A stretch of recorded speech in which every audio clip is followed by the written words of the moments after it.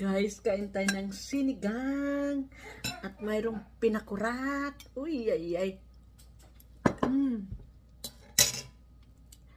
Pagkasarap-sarap pala ng pinakurat.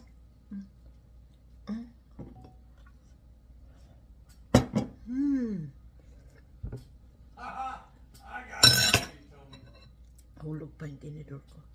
Nakita nyo yun? Sarap naman ng kainin ni mami lang ngayon. Tapos kisaw-saw sa pakurat. Tapos yung gulay. Ang sarap. Ang sarap ng sinigang. Pagkasarap-sarap ng sinigang. Kita nyo yan? Taba-taba, di ba? Taba, sinigang.